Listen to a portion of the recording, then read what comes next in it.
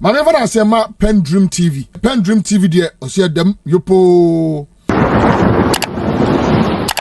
Parliament ba ye mosa bobo ho yete se moagye atum na no da fiada mogitu mu wie ya minority no ene bi wa okro mo sponsors of the bill bi to say honorable Ntim Fordjour say mu NDC for mo wi am ho na as my subscriber 32 na ni one amodi abehemu no enso ye be 22 osesai afei nipa bu okro na mayi wo mu afiri mu say they are exempted from any prosecution in case say asem ni bi kra eto wo mu a ne kra so mo besa ye press conference enyem bia enkomo yi ete sei wo de wo mra se bedwafi ho over power bedase akwanye mentia ye watiefo ne wapamfo nia enye bibia na eye niwo sa niwu bibia ni ko niwo mani na ewu na yewra Ntim Fordjour eye onwa yewra Ntim Fordjour enye na nsanya na obere press conference aban no kra no onye interested in bill bibio ni ato atene baabi yewra kwa mo refi Type hakwa meni na di nkomo wa ha enti wo ne me kasa ye na me fo senka the first year obeyi ano ne some ade endi hu dwuma ye betumi apa ase no Friday no ebi tinani awu me ka ye say enya no kra ni egu so ye hu adwuma. Look, the first bill no na ye 4 years from 2021 parliament passed in 2024 ye ba ye no and the BPA ye say in fact there was this argument na minority leader crampo na ni gidie ni say ni amra na tie na no e say yetimi edema president no sign enti no president enje no sign na speaker be rule yesterday bi amra no ayanwie no any old parliament 8 parliament no eni akọ eti ese bibi asefofo yen bibi asefofo no e de esa e go through the process. The process includes a better memoranda any public hearings ni ade esi esa ya sa ne mani nia na ye go so aye no groupings be raise issues be na groupings ni issues raise ye no na eyetia and simply and say e was say ye emphasize and yaman kitikiti bi wo say ye be ya ye rakwame and then komo aye di LGBTQ on komo ni edi eno a enti ye di komo ina say ye be chew ebi. So let me emphasize say the new bill now ya passing ya can President Mahama so be sign okay section 11 ya fire san kaya heading the prohibition funding and prohibition of funding sponsorship or promotion of prohibited acts section 11 no okay and then or say such person shall not fund, sponsor, or promote an act prohibited under this act. 2. A person who contravenes subsection 1 commits an offense and is liable on summary conviction to a term of imprisonment of not less than 3 years and not more than 5 years. If you say undoubtedly, will be funded, will be promoted, and I say obe sponsor LGBTQ any honey man wato Ghana mra na say nipa no e wo say ye chini tum ye jeli no e koda prison so ye carpenter ni o ye fisherman o ye sofu o ye journalist o promote a ano fandia emra no ni big. This is what the law says. I mean the just passed emra na parliament pass if you ever Ntim Fordjour e say kokan we dey crowd yen fa yen sankan now kokan for the problem no section 9 na section 9 no mi buon kata ni nia o manimu na metrɛw nya twomo ewo ye nia no na ya na awerɛho ti na mse ye niwo no you say subject to ni omo de ba eno no and I will explain committee dealings you be san nsɛm bi wantimi ya no na metrɛw ni akosinti ontimi ya no me too. Subject committee no on the bar plenary ayeni ayete wa ye no say one, subject to the constitution, a person shall not produce, procure, market, broadcast, disseminate, publish or disseminate, distribute through a medium, technological platform, technological account or any other means, or a film, the internet service or electronic device or any other device capable of electronic storage or transmission, a material for purposes of promoting an act prohibited under this act. And there were issues say, hey, let us be careful because Kasabi or Hokrampa, and you so promote it, say in common ADU, depending on your views, can you be incarcerated because of your views? So let's emphasize. Now near maybe a clear your constitution because Mukrama is subject to the constitution. The constitution allows Obia to a fair trial and the right to counsel.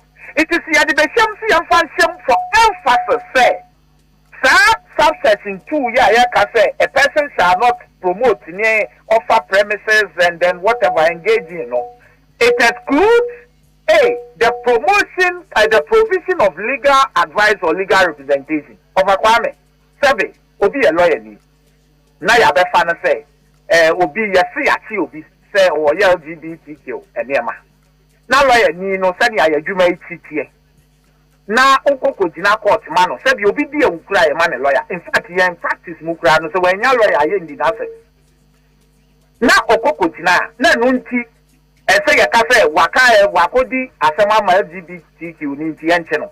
Iti anu dey be shame say it does not include the provision of legal advice or legal representation.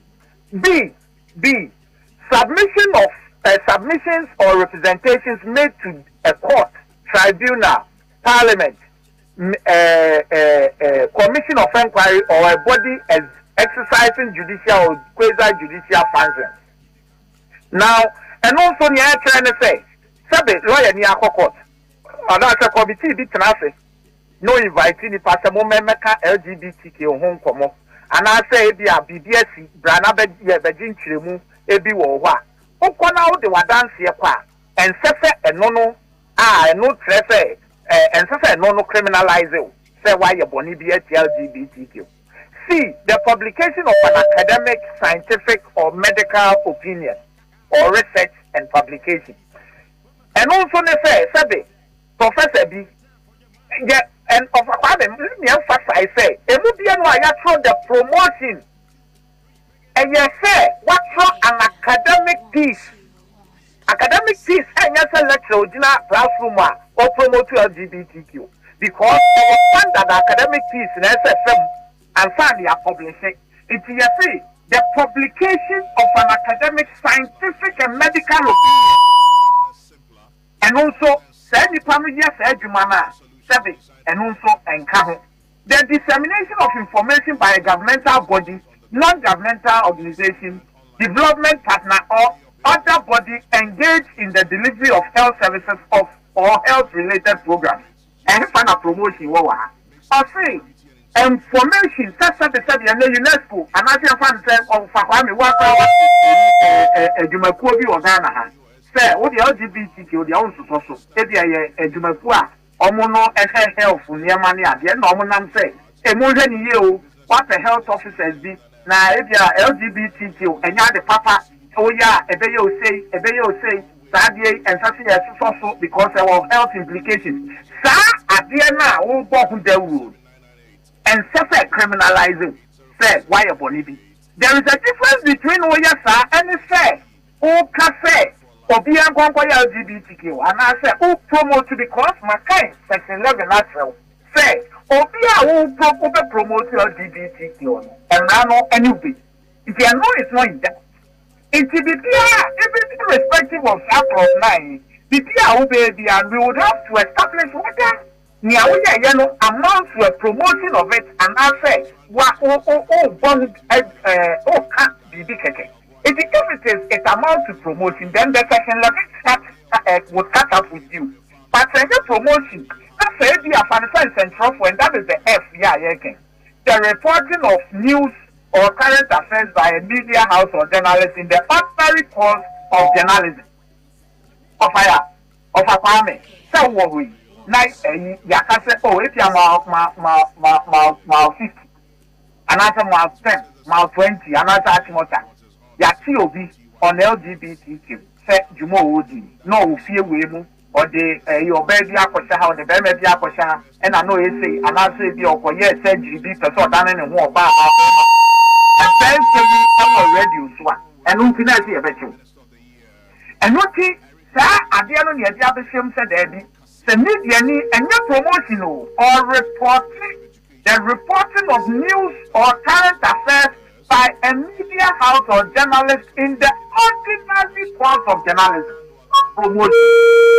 Yes, the provision of medical, surgical, psychological, or counseling services in accordance with accepted professional practice. What is wrong with this? Survey. Yati obimpo na no da prisoner or yare aban hwe eno ti se wadi boni why LGBTQ na se bia sabe wani mu anopai we fa sabe e bia na se kwa e ko no hia medical services a ya ma medical services na boni be ni aye na nya twuma we ye nuanom ne ho ne se ofakwa me wo all bill na aye de ma ajebra kufu ado a one sign na kona kwa kai section 20 21 22 23 e ka say or yet you'll be on that ground because LGBTQ1. Send you pan as I see a man medical service as I see a fellow send a year any other was our old building. So what is wrong with this? What is wrong with this? Yes, I can say a communication privilege under the Evidence Act where I am because of people here dance or court or you're immune. It is a young shot idea grandma and you're still there in our law say, Untimi and TOB because we are putting one dance your baby. It is the only thing, sir. After I never asked sample a war and the new can say, I dear way as son. One yamo and a modia babishim. Na me person who say I take committee, say no way cry, no more ya. A burden will be to me a sneaky, and the near maybe abishim with that maybe committee no. Attention being drawn to it, and now say a more committee man by way of memo, and maybe be an we are the bishop, and what to say. And no danger from Kessia, a third year maker. Now, we live in the branching for I don't know why. Chair, Mammy Cabin Joe.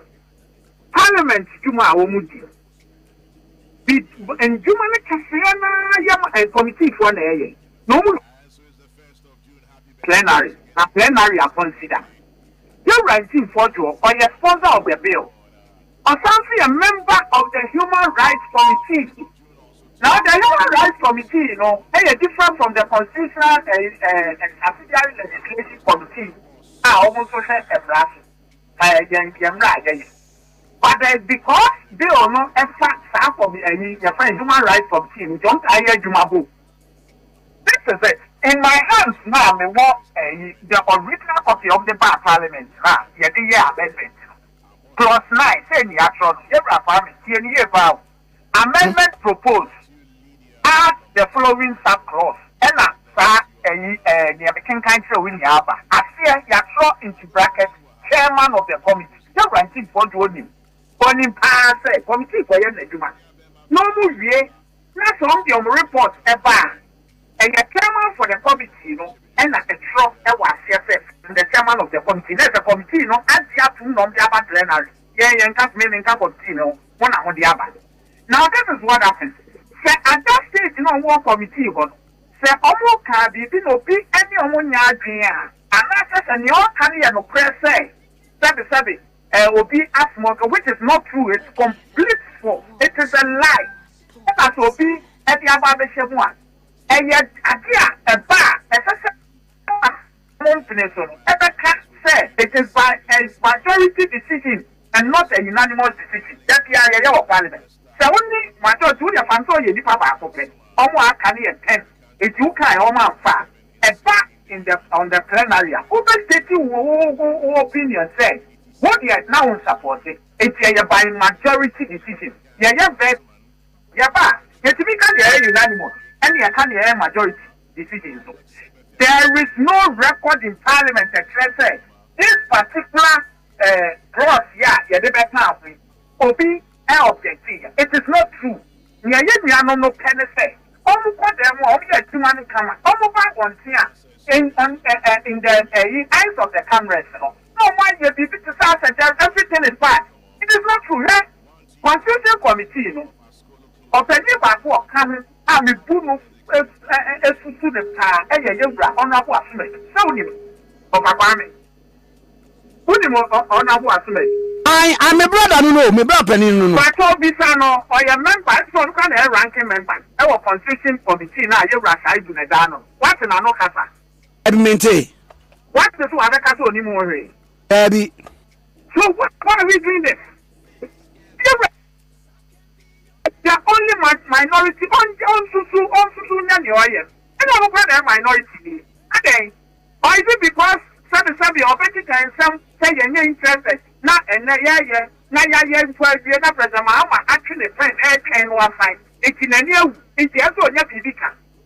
Mr. Freya Brafu na do na bisa na say. Sa amendment ya the buy. Chairman of the committee the buy.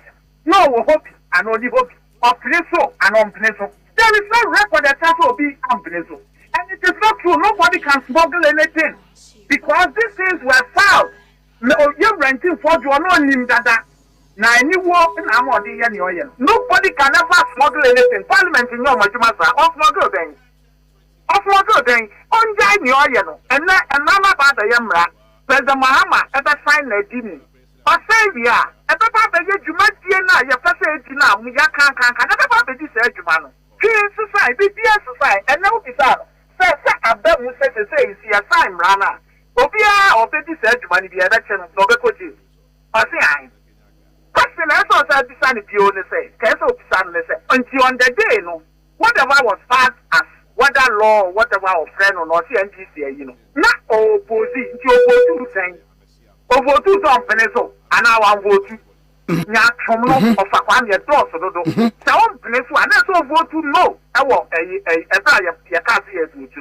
Send out to them all. I don't know what to do. Be a voting no, but maybe a secret ballot to you. Not a majority look right on record. No, so currently the bill as it is now. What is his position on support and on support? On support to be say.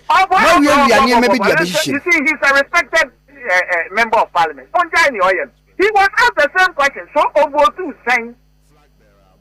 And CDB media house, we design that question. So did you vote yes or no? Or say it's inconsequential. Because also, say Ghana for come at him. Your government still look. President Kufuor had you may say why a war 3 SHS or the buy or baby a little above. But in terms of LGBTQ of a crime, of failing woefully, some people should keep quiet. Of failing woefully. When the president went on a public function, at the time when a clerk, every you kind of saying parliament, the Jumadia friend or so on sign. Now or say on sign. President Echo Car will be say, as some no court Richard Sky, I filed suit that was Supreme Court. That day now President Kai, now Richard Sky not filing. Nay, Amanda the end home. If the president knows that Richard Sky, the Floridians are Richard Sky ever filed. Such an excuse. He levy of a home, he levy. No court. In fact, now injunction, well, filing injunction application or Supreme Court, but Parliament pass him running away, you know. You're a Kufuor. Not some Supreme Court, one case Supreme Court or sign, see and conquer the Ghana Fusika. If it's a very court, every year, as someone court, I you know, every year, a hindrance to President Juma Oye. They were not willing. This is a president, very categorical question about the stance on LGBTQ. Me repeating your kind, wouldn't him? Compare with President Mahama, the public utterance is a fast idea. In fact, the honorary degree in some America because of support LGBTQ, of a criminalization of LGBTQ. Or say yes, almost former day. Now, the position on LGBTQ. It is the difference. I'm not 9 and what the year. Yeah. I feel like I and then the other man, I am right. Most of my, most of your Yes, when you are say, after Yaye, most also to 2 home pay. And yes, the one brand more different. And can we near our court now? And Crawford wa emrano ama exemptions won betumi aye te say na abobo so yi wo se no no source of worry pa of akwa me nya me bobo so yi am kind of brofo mu kire we this is a copy of in fact me copy crowd and the copy of the chairman and we photocopy me photocopy na me and you see this is the original copy I have nya me think I then the church ya mo bi kwan so promote LGBTQ if I saw what you be fair baby and what me uni sa funny actual say open promote LGBTQ in fact media the no crowd mo ka media no near the reporting of news or current affairs by a media house or journalist in the ordinary course of journalism. It is some to say, Toku Asiyati Obi, LGBTQ, and some real news, news is where you know we prefer say, Pamiamu, and Yanu Abetra to know the Gamu Treni Akoswa, learning to Yasi Abetem. Ebi. Media won't quite so promote LGBTQ because section 11 no and mark no and nobody clear of it there and let me read it again and we am science and kind prohibition of funding sponsorship or promotion of prohibited acts a person shall not fund sponsor or promote an act prohibited under this act I will be your best at your deal it is that year where and no or your carpenter new or your software or your media or your lawyer, you cannot promote LGBTQ because Section 11 bars it. But here I can say, somebody, I know that I'm saying, what I could try old laws, old bill, no, Section 20, 21, 22. I can't say your TOB Saponan for your bed daily no plan. As I said, or one or here or the man of medical attention. That you have a throw one said the provision of medical, surgical, psychological counseling services in accordance with accepted professional practice. Now, over Ntim Fordjour to be radio to say, Yamaha Kwai say, Dr. B. and Conquestors are buying the Bema. Of a family, I see no, Sana. In accordance with accepted professional practice. You could professional practice then the activity of Bema. It is such as the way we say, Yama emphasis say, in accordance with a accepted professional practice by a medical officer now the cafe and no refer a LGBTQ and Yama Obi immunity say on promote ya. But you know what it is? Almost so fair, Ghana for your nimde. It's your battery now, no one can go bebre. It is a one for document now. I was here and this is what some rano. Omo kofa ni answer so omo fa. Omo the I say na ama baba ye deja wo proma. Take the document and read and you would see their hypocrisy. And it is not even true, and that is why they are very respected members of parliament. To say you blah assume do no no. Omo maybe your man was saying same because there is nothing wrong with the bill.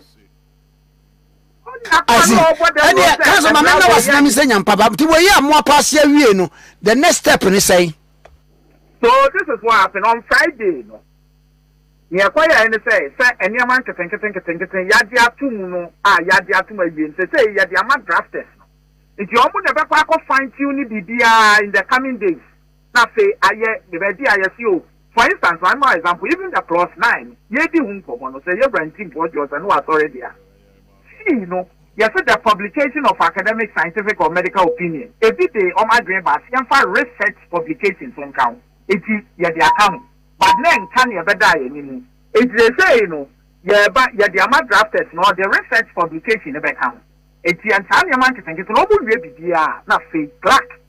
Account ya for more penny. Hopefully, this time, penny and money secretary and trucker time from my parliament only. Radio, in fact, maybe near me, new grants of President I can depend where you don't know free or train. I can assure you, say, the very day I saw the leader of President Mohammed, I didn't so or best sign Emma Ghana. Mr. Look, President Kufuor lost a golden opportunity to become the hero of our valley. He lost it. Just kind of crazy. He lost it. And President Mahama is in the right place to claim it. And Yamiya Dumwa, Obe claim it. Look, no by anybody. And a bear juma, so obey ridiculous amrawi. Obia him say a yam red in a brandy.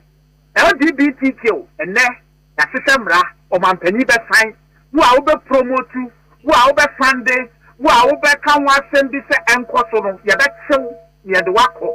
Yam Sahu, your friend say, hey, Diabina. President Mahama say, okay, Waka, President Mills of blessed memories, okay, or say, hey, that stringent, and your friend say, hey, that strings air attaching, young fan, and your Juma Kuma. Your query of a crime is Sikawa House. Just last year, Gold Board estimated over $5 billion up economy. IMF, you were to crash economy, no, Odimrika, young Kwafe, Odimrika. IMF program, Linian Fiemi and Son, not a hen or mine. And yet 3 billion. 3 billion come and come boom, my. Now, you bet your policies will have a Gold Board and quantity over $5 billion a brain. We don't need any data. Sabe, strength air attaching. Your back passing ramo, your values need to be a kind.